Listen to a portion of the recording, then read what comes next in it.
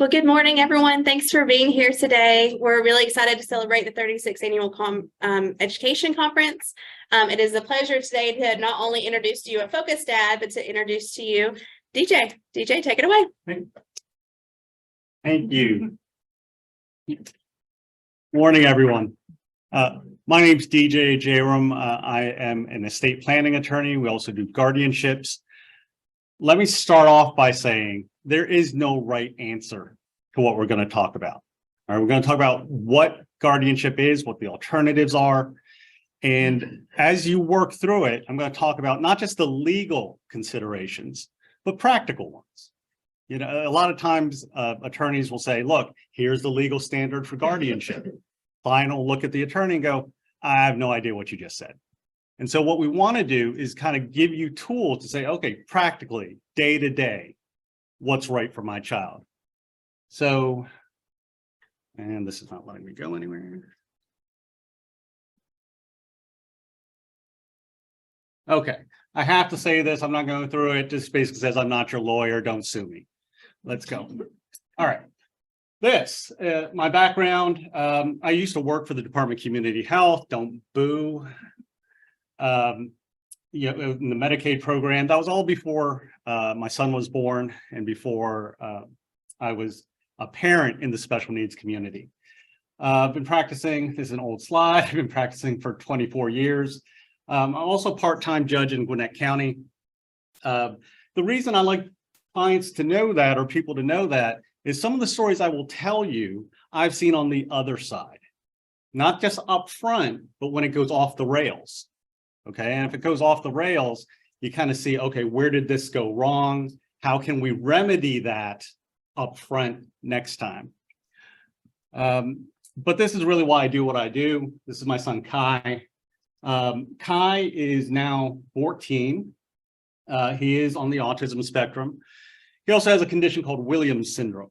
And when you combine those two things, he's a very, very happy kid.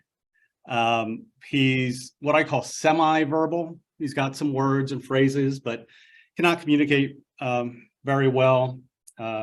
Pretty significant intellectual disability. We've been working on potty training for 13 years. But again, everything I'm going to talk about, my wife and I think about. Okay, so to the extent it will help you, if you have questions about, hey, what have you and your wife done? I'm glad to share that. Okay. So what are our goals for today? Well, just basic understanding of what guardianship is, because there's some misconceptions out there. What is it? What is the legal framework of it? And again, what's the practical framework? Legal and practical standards for getting guardianship or deciding if guardianship or the alternatives are right for you. A general understanding of how to get guardianship. Okay, I will tell you up front, the number one question I get, do you need an attorney to get guardianship? The answer is no, you don't. Now, my wife hates it when I say that because she said, you're the worst salesperson ever, but you don't. There are some times and circumstances where I would say you do need one. But we'll get into that when you may or may not need a guardian, or sorry, need an attorney to get guardianship. And then I'm going to talk about alternatives. Number one alternative is, of course, powers of attorney. The second one that a lot of people hear things about is supported decision-making. How many of you all heard of it? All right, so just about everyone. It's really kind of getting into the vocabulary. There's a little bit of misunderstanding on what supported decision-making is. I have a very strong opinion on that, which, because I have the microphone, I'm going to give you. But I will preface that with attorneys disagree with me. Advocates will disagree with me. There's no right answer. Okay, but we'll get into all of that. So very, very basic. What's guardianship? It's final decision-making authority over someone. Now, when your child is under the age of 18, the parent's the natural guardian. Okay, you make decisions on healthcare, on education, on finances. You have that legal standing, that legal right. But what happens when they become adults? Right? When they become adults, that's when that decision-making authority becomes theirs. So what do you do with it? Do you keep it? Does it transfer to them? Or do you want it to transfer from them back to you? So that's what guardianship is. One of the biggest questions I get is, what's the difference between guardianship and conservatorship? Okay, they are two sides of the same coin. All right, guardianship, you are making the financial decisions, you're making healthcare decisions, education, whether to sue somebody, legal decisions on behalf of the individual.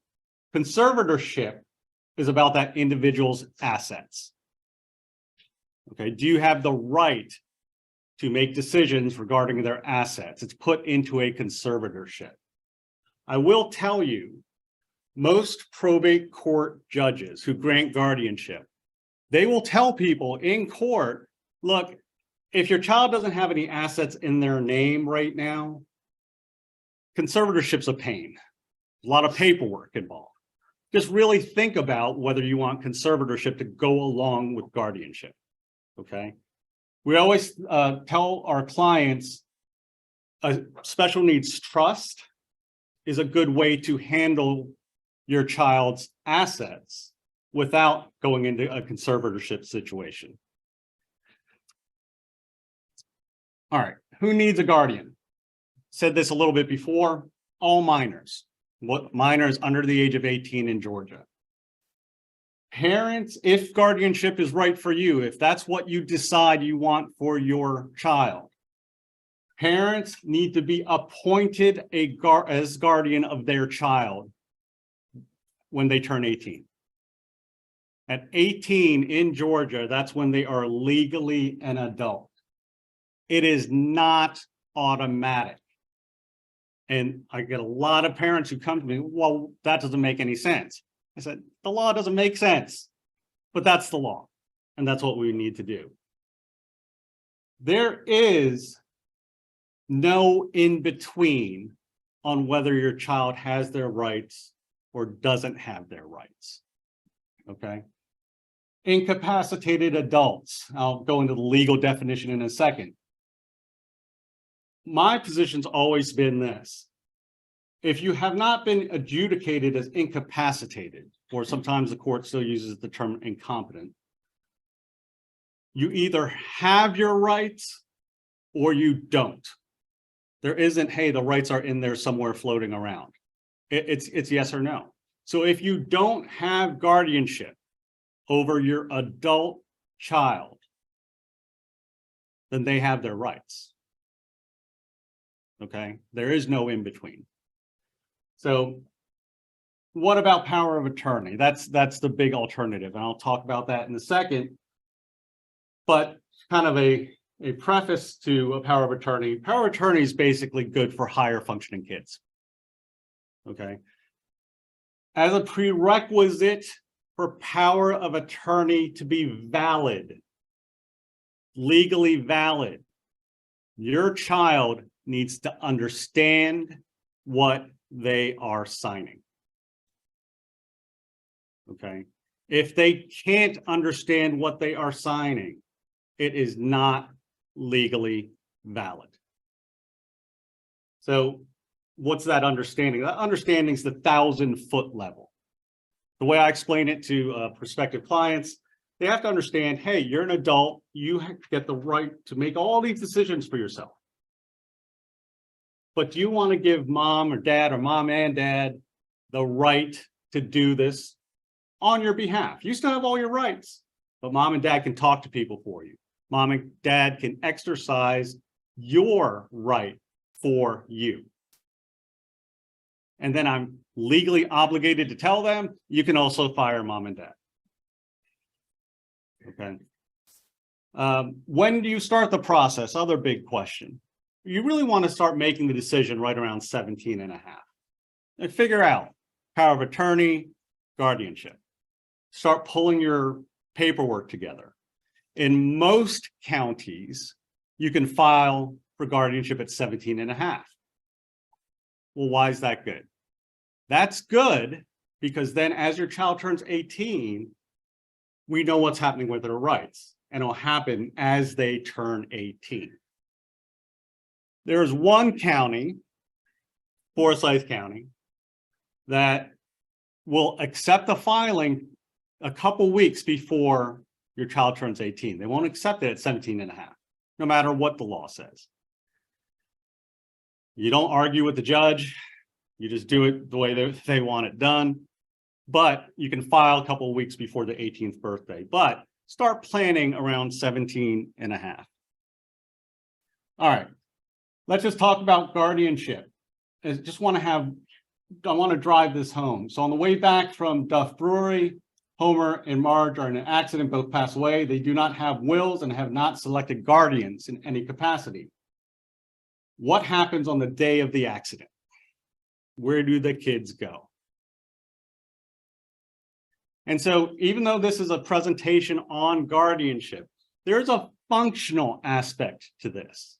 And the functional aspect is who steps in to care for our kids on day one. Okay.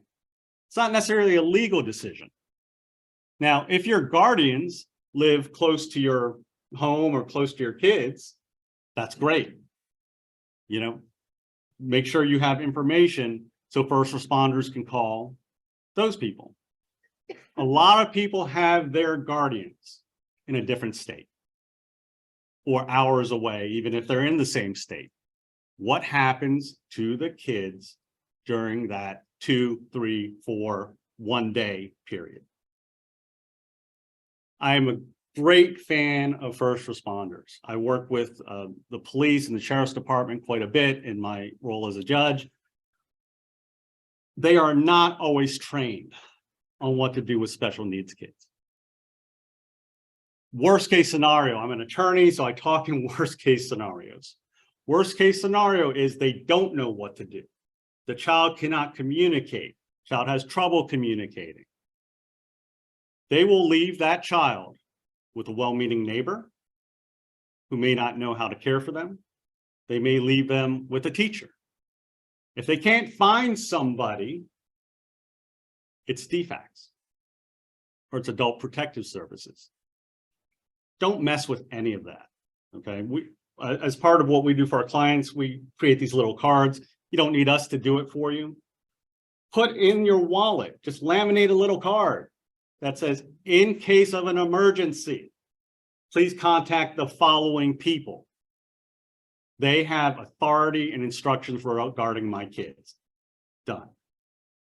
Pick 2 or 3 names of people within 30 minutes of your home who will know your child is at school or at a day program or wherever they may be. But you want somebody who can take control of your child, care for them until the guardians can get there and really take control of the situation. What happens in the weeks that follow if you haven't chosen guardians?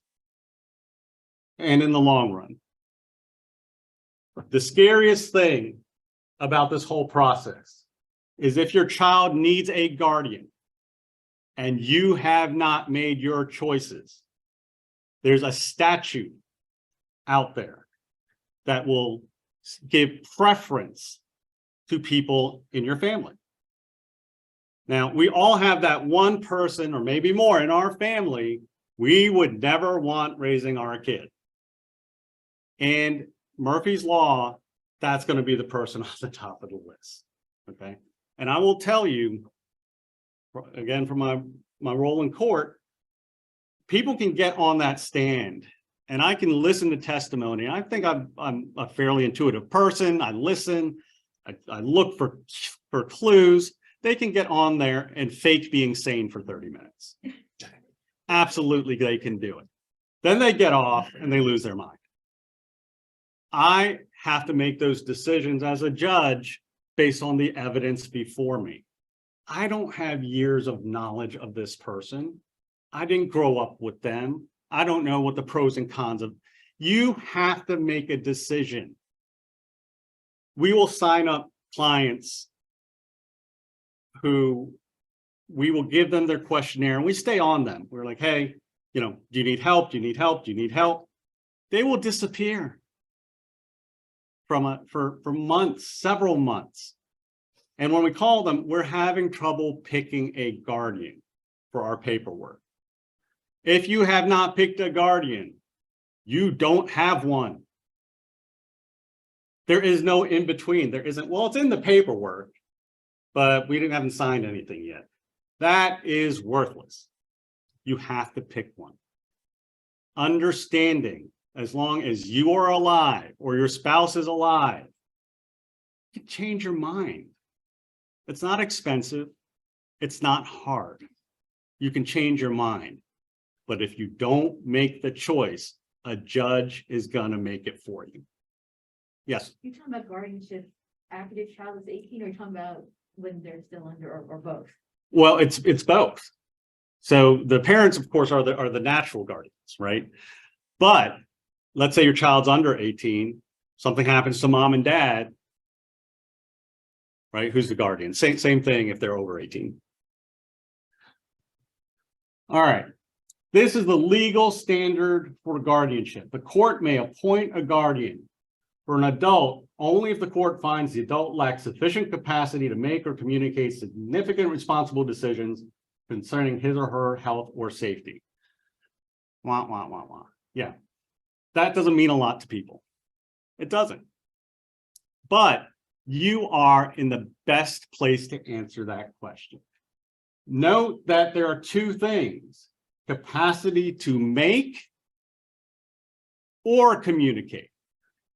It's not and, it's or. So we will have clients who may have CP and cognitively they're all there, but they can't communicate those decisions as needed. That may be appropriate for guardianship.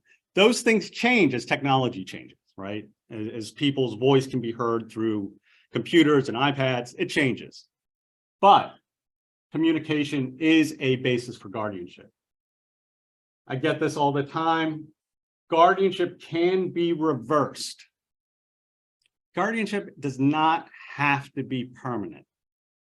Okay? If your child is just late developing, like, look, they're just about 5 years behind the curve, but we're hoping by the time they're in their mid-20s, they'll be able to make these decisions. Well, you can have guardianship in place for that time period. Now, I will tell you, you do have to go through the guardianship process basically in reverse. You do have to get back in front of that court and you have to present evidence to that judge. Because the first time you presented evidence saying they can't make these decisions. And it's a pretty high standard of evidence. Now you're going back and saying, well, now they can't. Well, the judge is going, that's great, prove it. Okay, so it's not an automatic thing, but it can be reversed. I get this quite a bit. The statute, as the law exists in Georgia, you can request that it not be a complete full guardianship. So what the law will say is, look, judge, as little guardianship as possible. We want to infringe on their rights as little as possible. Well, that's great. That's what the law says. In our experience, judges are very hesitant to start carving out rights. We've asked, we will ask. Marriage is one that a lot of parents want to carve out. Voting, even though voting isn't in the list of powers, judges will remove that. Okay. We can ask, and it's not that it can't be done. It can be done, but in our experience, it's very, very hard to do. All right. This is what's more important to me than the legal standard, and that's the practical standard. So one of the rights taken away, and this is me talking to you as a parent, not as an attorney, is the ability to sign a contract. You know, my biggest fear, we all know there are predators out there. That's one of our biggest fears is, hey, once my child has those rights, are people going to come out of the woodwork to take advantage of them? The paranoid part of me says, yes, absolutely. And that's what I like to guard against, for my son, is worst case scenarios. So one of the rights taken away is the ability to sign a contract. Do you want your child to be able to sign a contract? Will they understand what they're signing? So let me give you an example, and this is not from my experience. This is one of my mentors. This was back in a time where people would call you at dinner and try to sell you on credit cards. And it's probably back when landlines were still around. But in this situation, it was a very high functioning kid over the age of 18. Somebody called, and you probably remember the pitch. Hey, no payments for 12 years. It's basically free. 12 months. It's basically free money. Do you want it? Are you over the age of 18? Okay, we're going to mail it to you. Well, this kid's part of his chores was to get the mail. So he went, got the mail, got the card. All of a sudden, he had friends he didn't have before he had that card. So he was excited about it. And that's the higher functioning kids. That's a challenge with them, right? They're so high functioning, they know what they don't have. So when they have the friend or the girlfriend or the boyfriend, it's exciting. They don't sometimes comprehend that well, now you've got money. And when the money's gone, they're going to be gone. So he ran up the card. He ran to his limit in the first month. So the bill comes in and the parents see it. Besides, getting mad at their kid, they call the credit card company saying, look, he's autistic. We have an IEP. We have a psych eval. We have diagnoses we can send you. What do you think the credit card company said? Yeah. Yes, that's great. Where's our money? Now, because that adult child, had their rights intact, the right to enter into a contract, that is presumed valid by the court. Now, you can go to court and say, look, he didn't understand what he was signing, and a judge might be able to reverse it. But the credit card bill was $3,000. This is back when they had, lower limits. Do you think the credit card company is going to have a lawyer? Yeah. You think you're probably going to need one? Yeah. Think it's going to cost more than $3,000? Yeah. That's a lose-lose. So for me, as a parent, practical decision making, do I want my child to be able to enter into a contract? If guardianship was in place in that example, that right to enter into a contract has been removed from your adult child and given back to you. That contract is presumed invalid from the beginning. Okay, like it didn't exist. The other one I really like to talk about as practical decision making is dealing with law enforcement.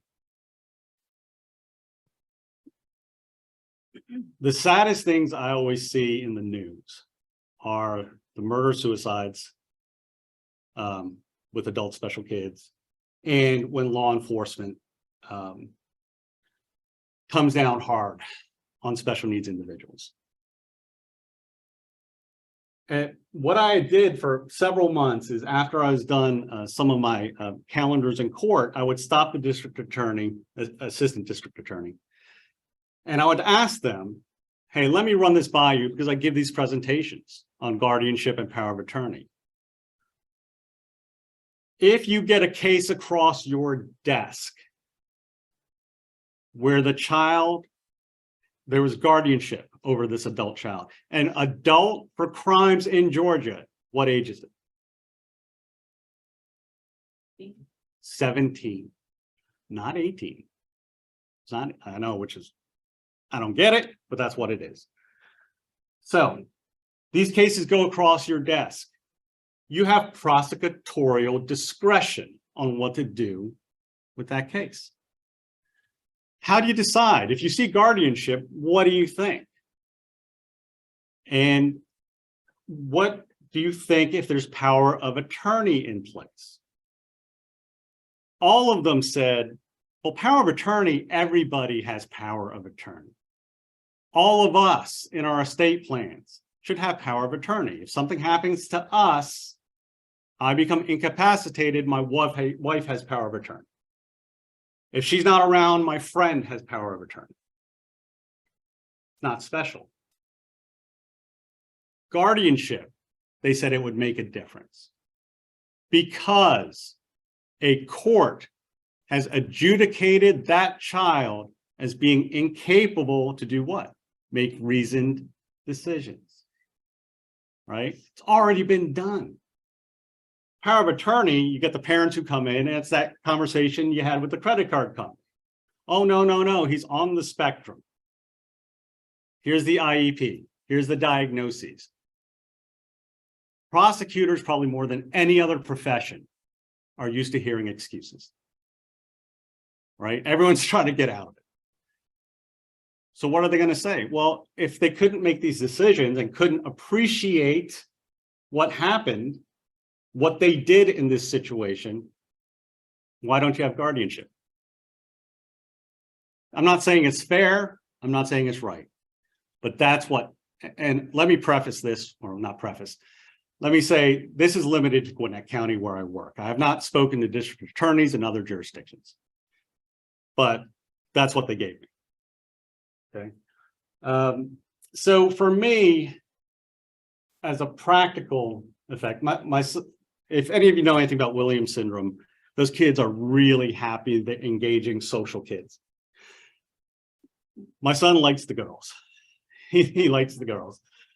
We took him swimming yesterday. The boy lifeguards are out there. You know, he's just swimming around. Girl lifeguard, hey, hi, hey, how you doing? My fear, he turns 18, 19. You know, he goes and he talks to the nice girl at the mall. The nice girl's being nice to him because she's a nice person. But then it's okay, I'm going to leave now with my friends, with my family. And he reaches out and grabs her arm.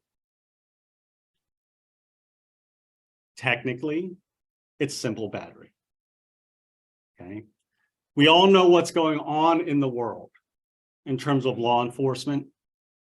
You know, no matter where you stand on the issue, it's a fact. Stuff is happening. Law enforcement, many times, they do not exercise a lot of discretion on whether to arrest or not, because they're afraid of liability for themselves and for their department. So they arrest and they say, leave it up to the DA or the solicitor's office. They'll handle it. We got to cover us. If that girl's freaked out or mall security sees it or the clerk at the store sees it and they call the police, are they going to arrest him? I don't know.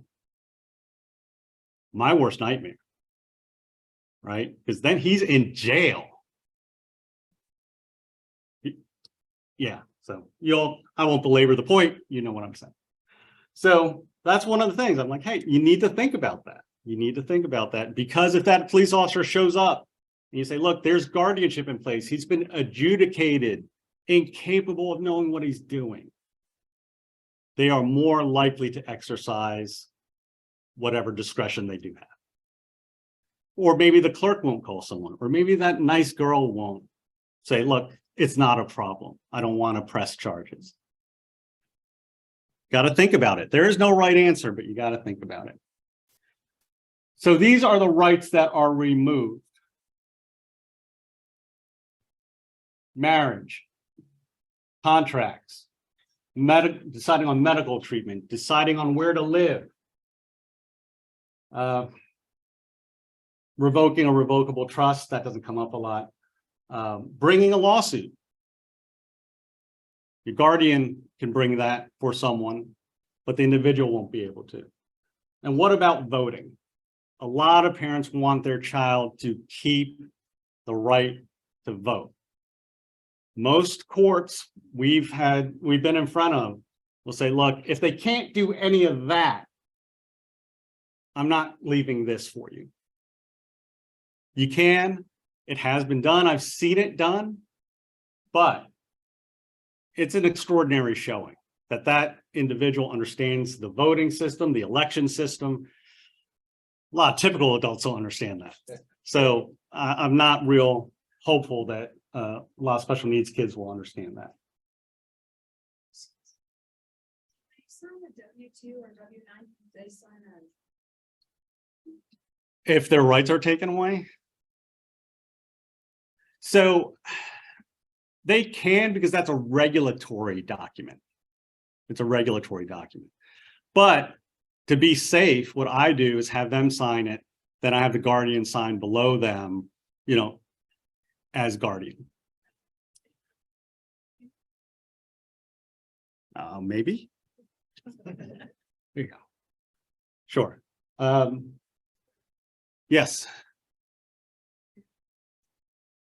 So I'm glad to send you the entire presentation. I will give you my email address at the end. Email me and I will send it to you. Let me just tell you, the reason I don't give handouts is, as you can see, I try and make this practical and understand. I just want you to listen and digest. And then if you have questions, call me, email me, that's fine.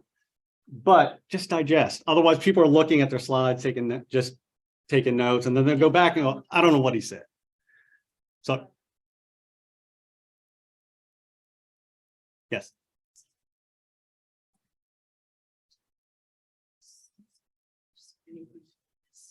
Oh, well, there you go. I'm not sure. Yeah. I gave them permission if they can. Yeah. So they cannot try it. No. Have guardianship over them, they cannot try it. No. Huh. Okay. All right. So again, I'm going to get to powers of attorney in a second. All right. Practical choosing a guardian. Okay. We are going to make better choices for guardians the more questions we ask, the more thought we put into it, the more effort we put into it. How old are your guardians? I get this one all the time. Oh, the grandparents help us take care of him or her. All right. Well, my parents are, late 70s, 80s. I don't have the energy to take care of my kid. How are they going to have the energy to take care of my kid? Right? They can't. Right? Maybe for an hour or two. How old are they? Do they have the energy? Do they have the ability to do it? Do they have health conditions? Does their spouse have a health condition? Because right now, my dad is basically my mom's caregiver. If he and she were guardians, his plate would be overflowing. He would not be able to do it the way I would want it done. Okay? Ability. Do they know your child? Does your child know them? Are they happy when they see them? We get a lot of people who go, hey, my brother or sister in California is willing to be the guardian. Well, that's great. Well, how often does and I'll ask, how often does your child see that person? Christmas. That's it. Is that a relationship? Think about this functionally, practically. And again, not to be morbid, but one day mom and dad are there and the next day they're not. Who are you putting your child with? Someone they know and love and recognize and are comfortable with? Or Aunt Tessie in California, who she sees once a year? Got to ask the little questions. Location. Where does the guardian live? This is a big one, especially when you're thinking about benefits. If your child is under the age of 18 in Georgia, maybe they're getting Katie Beckett. Well, Katie Beckett is Georgia specific. Other states have their version. Now, what is that version? How does it differ from Georgia? I don't know. Is there a wait list? I don't know. Do they cover things like ABA? I don't know. So if you want your guardian to be in a different state, find out. My son's on Katie Beckett. It saves us so much money every month to pay for his therapies. The guardian will need that. Think about it. If they are on the now comp waiver, if you have a slot, not on the waiting list, you have a slot, we all know how valuable that is, right? There's actually a dollar figure associated with your kid's budget, right? So you know exactly how valuable that is. And you probably waited several years to get it. Average wait time's around 7 years, right? To get the now comp waiver. If your child has it, but then you move your child to California, they've lost it. They've lost it. Does your guardian even know what the now comp waiver is? Will they have to reapply in California? What's the California version? Are they going to have to wait another 7 years to get it? I don't know the answers, but you have to ask the question. Character, how do they handle stress? This is a big one for me. What we do is stressful. It's stressful. I had hair before I had a kid, and now it's just all over the place. The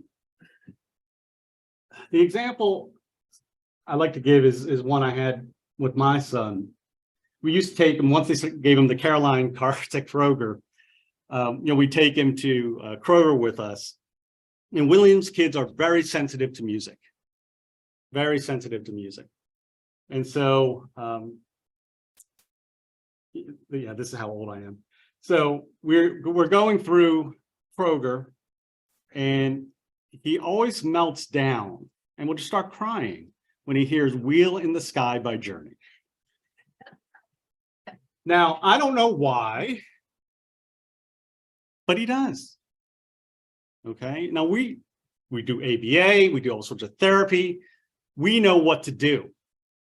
Okay, we kneel down to his level. Kai, it's gonna be okay.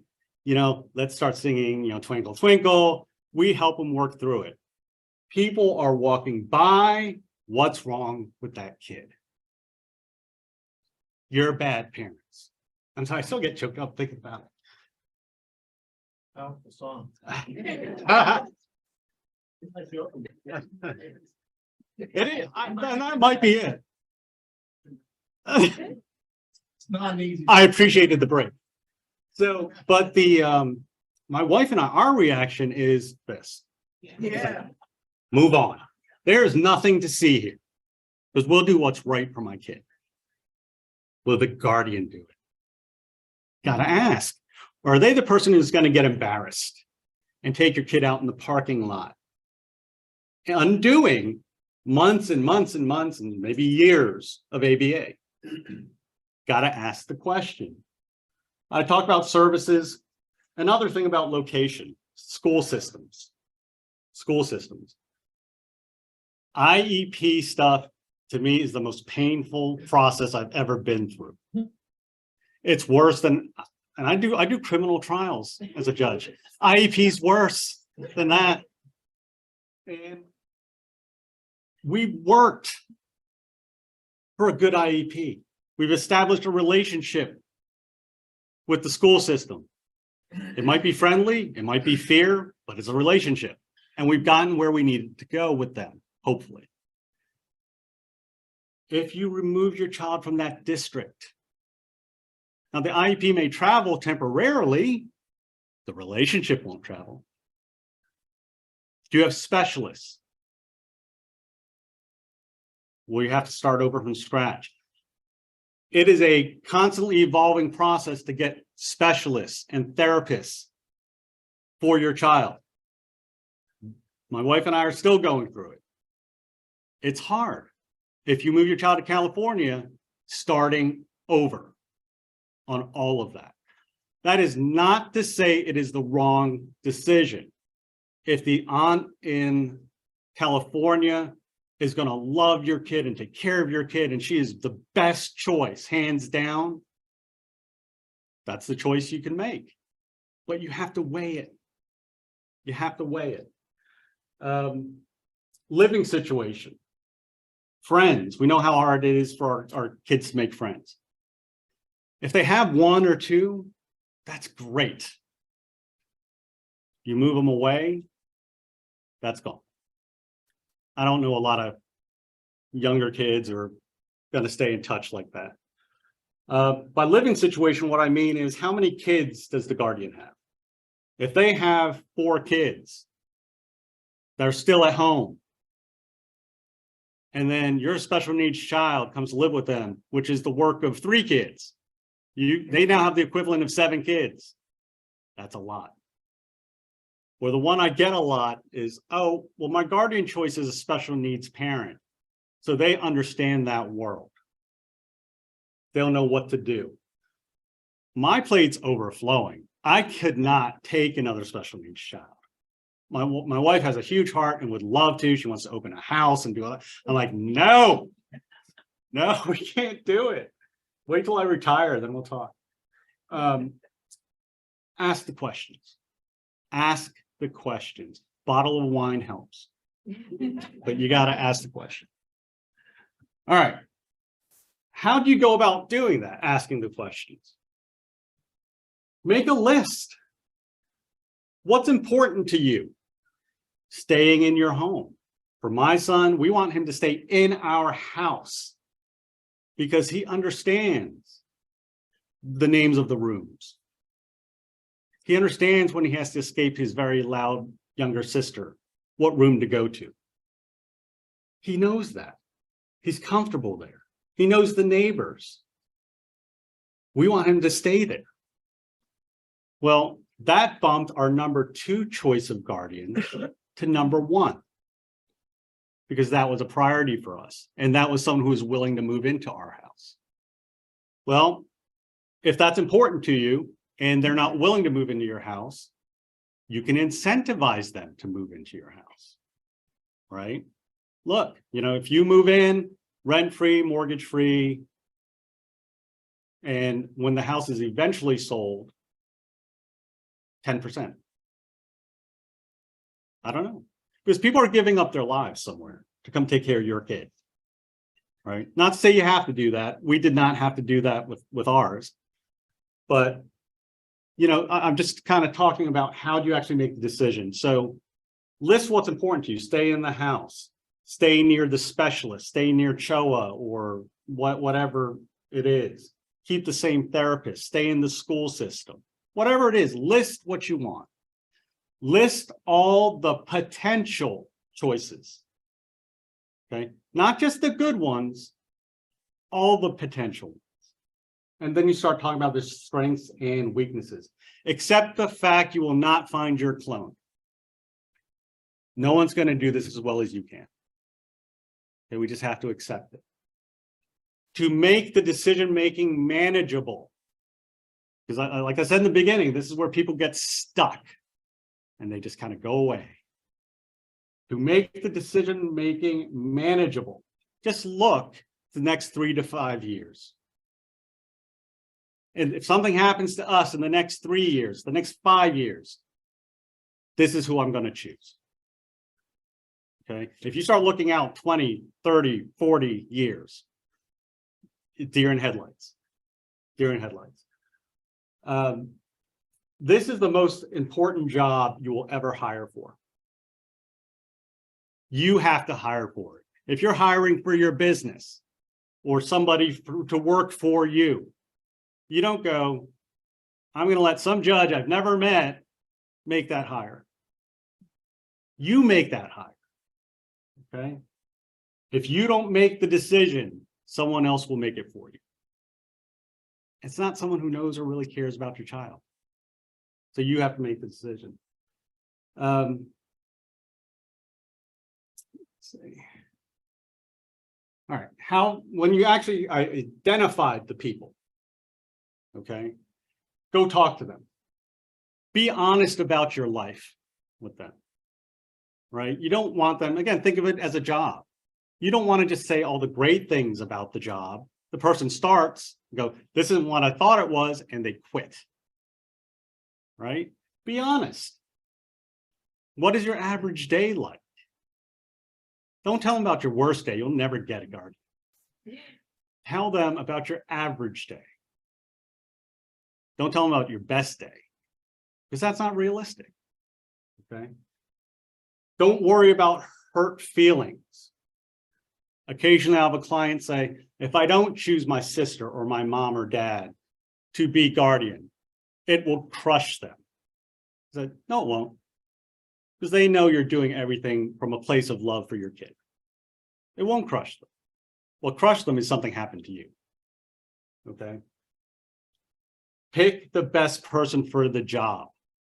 None of my child's guardians, and we have 3 choices. I always say 3 choices, 3 backups to mom and dad. None of them are blood relatives. Not one, because they're not the best. Some of my family don't care about my son. We had people come out of the woodwork, friends who reached out and care about him. That's who I want. I want someone who cares, not just a blood relative. When you pick those 3 backups, spread out the ages as much as you can. If your primary backup is 50, make the backup to that 40 and the backup to that 30. Now you have a longer lasting plan. Put in a document what the mechanism is by which you want successor guardians chosen if everyone on that plan is predeceased your child or can't do it. My son's 14. Everyone I'm listing right now will predecease my child, hopefully. Well, that sounded bad, but you know what I mean. You know what I mean. So I have a mechanism. What's the mechanism? Hey, I want his sister, even though she's too young, you know, maybe she's 18, 19, 20, she's too young to assume that responsibility herself. I want her sister and the trustee of the trust and my brother to all agree on who the next guardian is. Now, a court's not bound by that, but they're going to weigh it because that's what mom and dad asked for. Let them say no. Let them say no. Let the potential guardians say no, because you want them to say no if they can't do the job. Right? Doesn't do anyone any good to guilt them into doing it. And that happens a lot. So I will tell people, when I spoke to our guardians, if you can't do it, I want you to say no. And it's not going to affect our friendship, our relationship. I was lying, but I still wanted them to say no. All right. One I didn't put up here that I think is important is make sure their spouse or partner is on board. I don't know how single parents do it. I couldn't do it. I couldn't do it. I just couldn't. So I need my wife's support. She needs my support. If you sit down, you're generally, if you choose, if it's a couple, your brother, their wife, whatever, you're really choosing one of them. You're not really choosing both, right? You're choosing one. When you ask, you're probably asking because you're pretty sure they may say yes. When you ask, watch the spouse. If you play poker, read them. Because if you see the absolutely we'll do whatever we need to do for your child, that's great. If you see the oh shit look, right, you may want to rethink your choice, okay? Because if they have their own kids, they have their own lives, their own kids, their own parents, they may have to take care of as their parents age, right? Just because your kids are in college doesn't mean, you know, the problems are over, right? When you put the other stuff on top of that, right, is that taking time from their kids? That's what people are thinking. What does this mean for our family? because that is their priority, and rightly so. Okay. They're also going to think about finances. What does this mean for me in terms of finances? Am I going to be financially responsible? And that's when you talk about things like trusts you've set up. Kim in the back, wait, Kim. Kim is giving the talk on special needs trusts this afternoon or this afternoon. She's a competitor, but she's a good competitor and a kind competitor. And she's excellent at what she does. But tell them, educate them. I have life insurance. You're not going to have to worry about this. We have the trust set up. You won't have to run it. I've got a trustee. Don't worry about that. Just watch my kid. Okay. Have a plan. And that's when we talk about estate plans, right? Estate plans are, it is the plan if something happens to you. So that's why everybody really needs one if you have a special needs child. You need a plan. Because if it's well thought out and it's put in place, it's going to be easier for you to get a guardian than, hey, just take care of my kid. Well, what does that mean? I don't really know. You'll figure it out later. No, you can't do that. Give them the plan. Prepare your guardian for success. All right. Well, what does that mean? Tell your guardian about your child's day. Because one day they may have to step into your shoes suddenly. Does the bus pick up your child for school? Or do you have to drop them off? Does your child have allergies? What are they? Do they have meds? Where are the meds kept? For some reason, half of my son's meds are in the kitchen, half are in his room. Why? I have no idea, but that's where they are. You don't want them looking for stuff, right? You want them to know where it is. Bedtime process, favorite toys or TV shows. This is really important if your child has communication issues or intellectual disability, right? How do you take care of them? List of the providers and medications, primary care physicians, therapists. You want the ABA therapist to show up at your door. Our ABA therapist is a really nice guy. He's a former Fulton County police officer.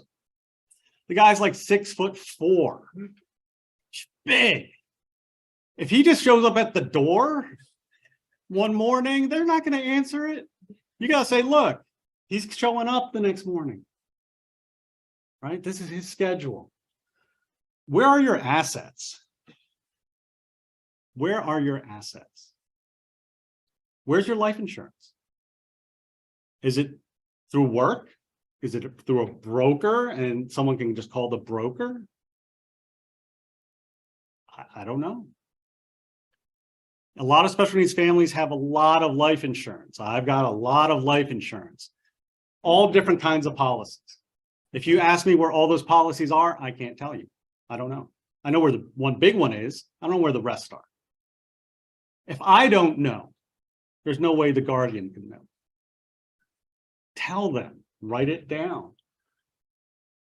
The biggest one is we all develop coping mechanisms, processes as special needs parents that are specific to our kids, that we've learned from day one, the day we pass, that are not written down anywhere.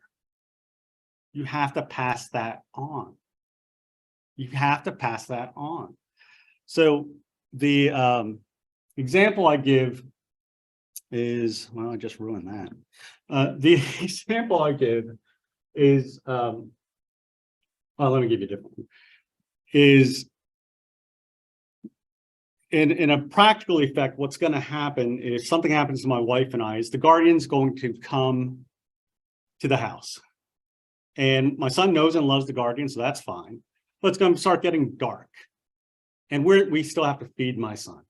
So she's going to start trying to feed him. He's going to start getting nervous because mom and dad are really the only ones who feed him. He's going to start, his anxiety is going to start going. He's going to start saying to them, Donna, Donna. What does that mean? No one knows, except my wife and I. Well, Donna is him asking my wife or I to chase him around the house with his little stuffed killer whale. Now, stick with me. It's gonna make sense in a second. He can't tell the difference between the killer whale and a shark. And so when we chase him around with it, he calls it a shark. So my wife and I go, Donna, Donna, dun, dun, dun, right? That's how he communicates. If I don't tell the guardian about that, I've stolen his voice. I've stolen his coping mechanism, right? Just write it down. Writing that down takes me 20 seconds. Write it down. Give it to your guardians now. Is there a bedtime process, a bath time process? You know, they're refusing to eat something they really need to eat, or take their vitamins, or take their You have a process that you have figured out through trial and error. Don't make them relearn what you know. To brush my son's teeth, don't ask me how we got here. We have to look for Santa Claus in his mouth. You know, ho, ho, ho, is Santa in there? Ho, ho, ho. Pass it on. You got to pass it on. All right. Just real quick on the process, because I do want to get to powers of attorney. If you want to get, if you do want to get guardianship, you do file a petition with your county probate court. An attorney is appointed to represent your child. Now, remember this, because this was a surprise to me when we got into this area of the law. Legally, that attorney's job is to do what your child tells them to do, not what is in the best interest of your child. Let that sink in for a second. Okay. You don't want the first time your child to hear about guardianship is from that attorney, right? Start talking to them about the process, about what it means. So when they hear about it, they already know what's happening. They know what it's going to be. That's not taking them by surprise. Desensitize them to the process. Remember, I tell you when you need an attorney, when you don't. There are two times where I say absolutely you need an attorney. One is if you have a really high functioning kid, because the higher functioning they are, more likely they are not to meet the legal standard. Okay. Second time that I would advise you get an attorney is if it is a contested guardianship. You have an ex-spouse on the other side who is saying the child doesn't need a guardian, or they want to be the only guardian. It can also be contested if your child tells that attorney they don't want a guardian. I want to get married. I want to drive. You have a contested case on your hands. So think about it. Guardian liability, just real quick, because I get this a lot. A lot of people are nervous to be guardians. A lot of guardian choices for your kids. A guardian is not liable solely for the reason of the guardianship relationship. Okay. Does that mean they are immune from liability? No. What it means is you can get sued just like any other parent could be sued. So I know my son steals my car keys, goes out and drives, crashes into something. Am I liable? Probably not. If I give him the car keys knowing he can't drive, can I be sued and be liable? Yeah. But not just because I'm his guardian. It's because I did something stupid. All right, biggest alternative to guardianship, power of attorney. The power of attorney, the biggest difference is who has final say-so. In guardianship, the legal rights are taken from the child and given back to the guardian. Legal rights are removed from your child and given back to the guardian. Under power of attorney, no rights are taken from your child. They have all their rights. They are authorizing you to exercise their rights on their behalf. They can still exercise their rights. They still have them. You become your child's agent. Just like an attorney, if you hired me, I become your agent. I have to do what you tell me. I can't say, no, that's a terrible choice for guardian, let's do this. And write in, I can't. I answer to you. If you have power of attorney for your child, you answer to them. Okay. Now, that's the legal effect. Practically, are they going to do anything? I don't know. That's different for every kid. Like I said, in power of attorney, the signer retains all legal rights. The agent, you, can be overruled by your child. An example I've seen of this is mom and dad went through a process to get the wisdom teeth removed. You know, the kid signed off on it. It's all good.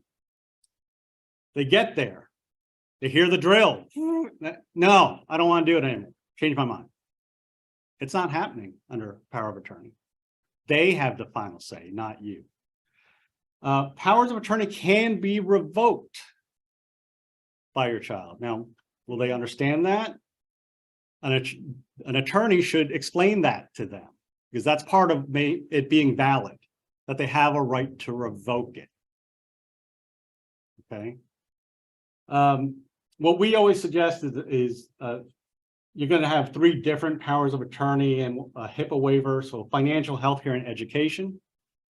For some reason, school systems get confused when you give them a general power of attorney and it says education in there, and they're like, oh, I don't know. It's like, it says education. I don't know. I'm like, you're a school, you should know.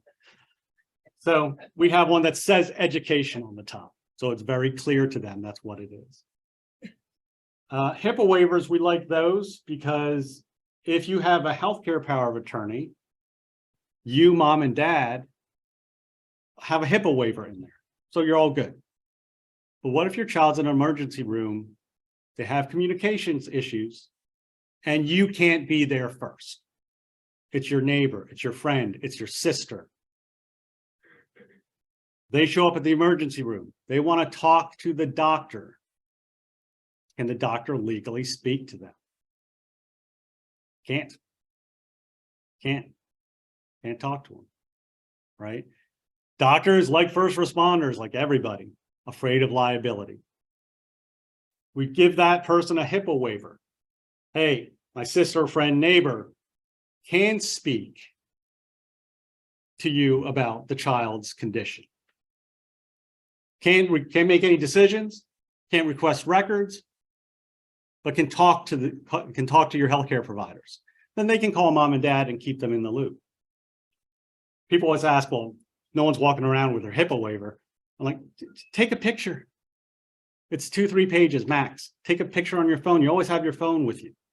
Show them the picture. That's going to be enough, because that emergency room staff, they do want to talk to somebody. You just have to give them the hook to hang their hat. All right, so power of attorney. A lot of my clients will say, we don't know what's right for my child. That's why I try and give them some practical decision making. Power of attorney. If you don't really know, power of attorney is just getting an attorney to draw up the powers of attorney and the HIPAA waiver, and you sign it, and your child signs it after they turn 18. That's the process. The court's not involved in your life. It's cheaper, it's faster, it's less intrusive on your child's rights.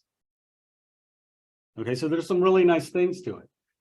If I have a client who's a really high functioning kid and they're just like, I don't really know what to do, say, look, you can try power of attorney.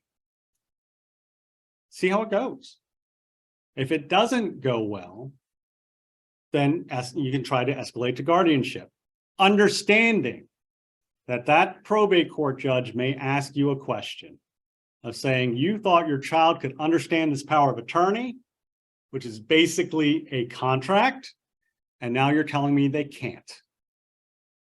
What happened in there? You have to be able to answer that question. Okay, so just a heads up, you're probably going to get asked.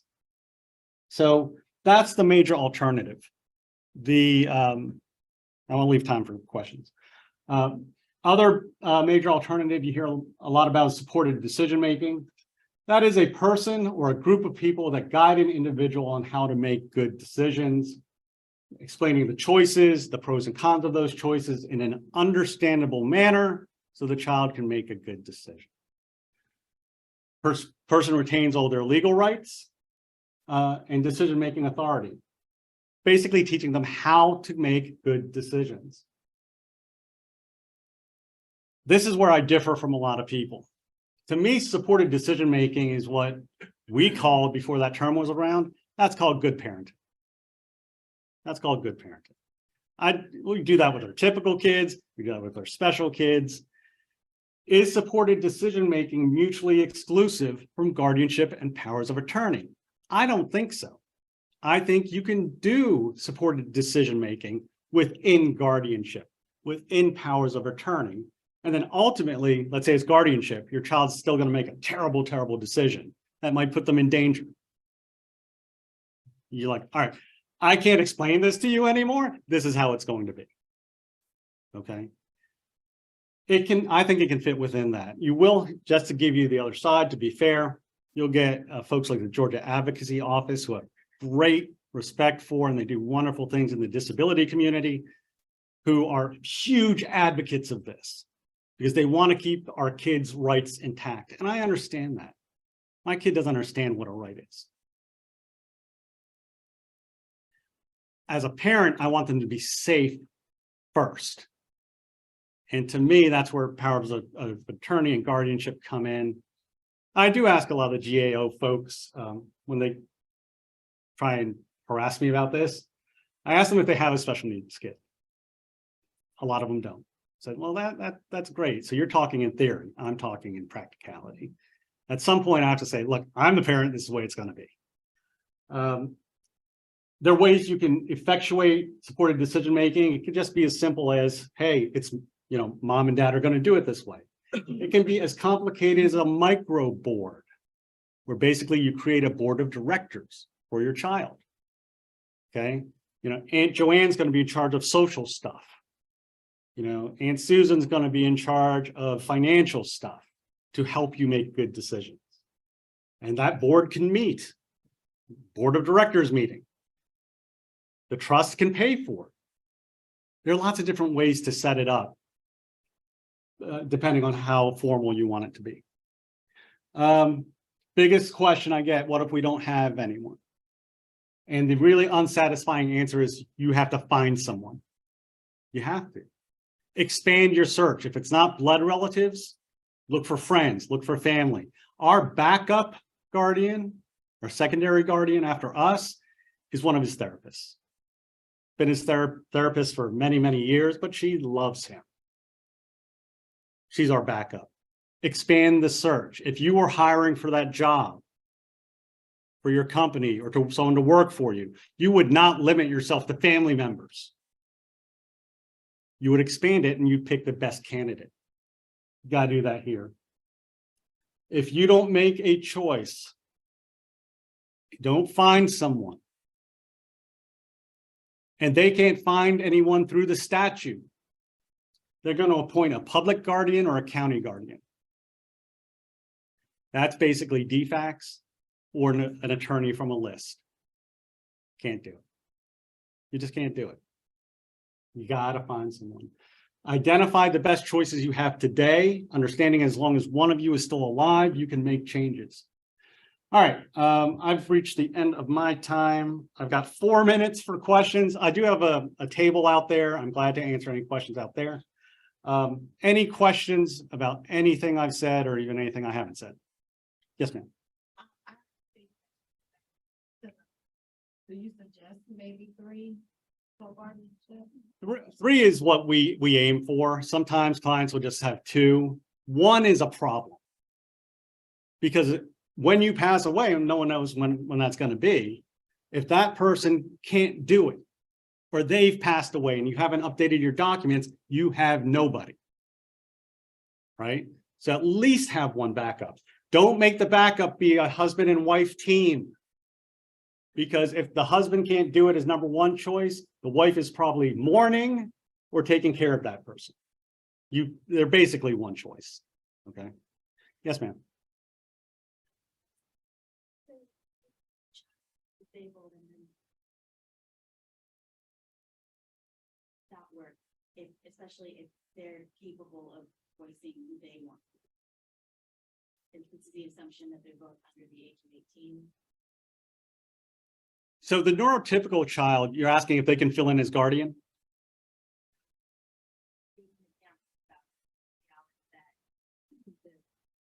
The services, especially if you're well established in Georgia, you have I have a sister who lives in North Carolina. But if you see there's a clear difference in your child that's disabled would be Yeah. better off staying in Georgia versus the other. Well, child. then you make that decision now. Right? And you can have different guardians for different kids. I mean, I'd like to keep my kids together, but that's a decision you're going to have to make of, okay, how are we going to balance our typical kid and our special kid? It's just a question you have to ask. I thought you were going to ask, when can that neurotypical kid be guardian? Legally, if they're over the age of 18. Practically, I would say wait till they're settled in their life. Wait till they're married. Wait till they have a job. And even then, don't make it a requirement in your paperwork. Make it an option for the current guardian to say, okay, neurotypical kid, you're now ready. Because we don't know who that kid's going to marry. We want them to be great adults. We don't know what kind of adult they're going to be. So make it an option. Hey, guardian, when my child turns 25 or 30, if they are married and settled in their life, I want you to consider transferring guardianship to them, but I'm not requiring it. That's just what I suggest, but you can do it any way you want. Jay, I have one more question. Okay, sorry.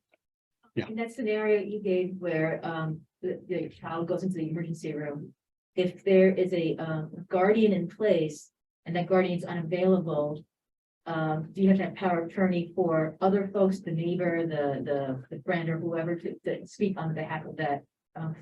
You would want, well, you can't have guardianship and power of attorney.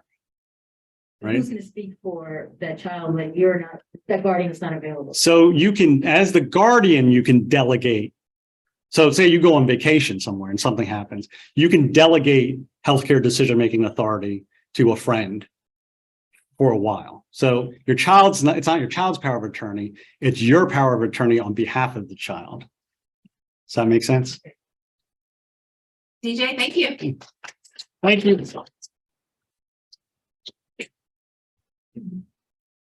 You yank it out. Thank you. Thank you. Everyone's going to hover over here and ask you 1,000 questions. I'll take them outside so you can. It's part of what you do. DJ. I don't be talking to them. That's why I do this. I know. Hi. Colored.